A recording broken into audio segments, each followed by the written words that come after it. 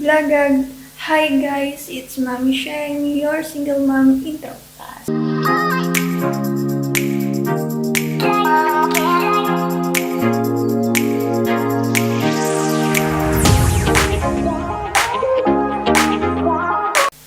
Hi guys, so for today's video, kakagising ko lang at may gusto lang akong i-share sa inyo guys. Nagising ako dahil tinawag ako ng nanay ng amo ko kasi nga akala ko na guys, yun pala, may inabot siya sa akin na hadiah. So, papakita ko sa inyo kung ano yung hadiah niya. So, let's go sa niyo. So, papakita ko sa inyo kung ano yung binigay sa akin ng nanay ng amo ko. Actually, kakagising ko lang talaga. Natulog kami ng 4. Pagkatapos namin kumain, natulog kami guys. And then, nagising ako ng 6:30 dahil ginising niya ako. At saka kailangan ko rin magising kasi magtitimpla ako ng kape nila. So, hindi ko in-expect na gigisingin niya ako at may iabot siya sa akin. So, ito papakita ko sa inyo. Taran! Ito yung binigay niya sa akin guys. Siyempre, i-flex ko to at gagawan ko ng video kasi appreciate ko guys, appreciate ko masyado. May bag naman ako, kaso lang, kailangan ko na rin siyang palitan dahil sumuko na yung bag ko guys. Papakita ko sa inyo mamaya yung lumang bag ko. So, napakasaya ko.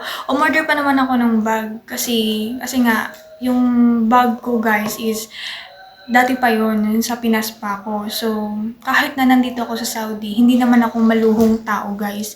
Hindi ako bili dito, bili ganon, bili ganyan. Siyempre, kailangan din natin mag-save ng money. Wow! So, ang saya ko dito, guys. And then, bet ko din yung kulay niya. Diba? Napaka-chicks kong tingnan dito. What? So, ang saya ko. Ito yung brand niya. Chris Bella brand siya guys. So, ang saya ko. Thank you talaga. Thank you. Actually, hindi naman to sa guys hindi ako nagtitake ng video at papakita ko. Hindi sa, kumbaga, pagmamayabang. Hindi sa pagmamayabang to guys. So, appreciate ko lang talaga kung ano yung binigay sa akin. At saka,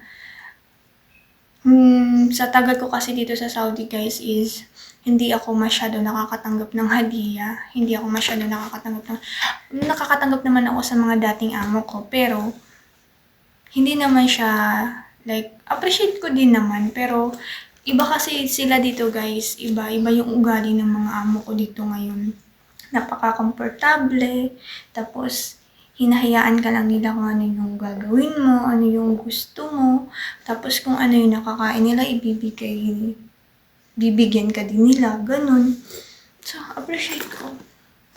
Actually, ang dami na nilang binigay sa akin pero hindi ako mahilig mag-post or mag-ano. Pero ito lang talaga, gagawan ko talaga siya ng video dahil appreciate ko talaga siya.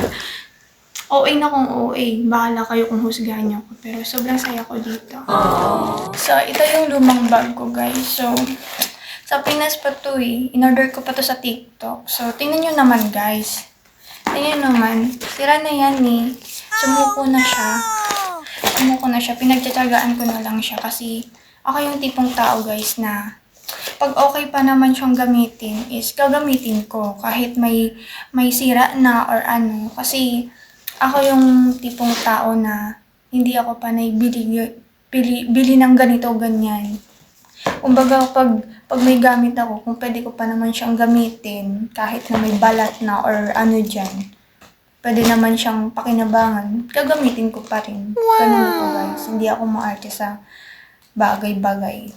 Kaya, so yun lang. Share ko lang sa inyo. Thank you for watching!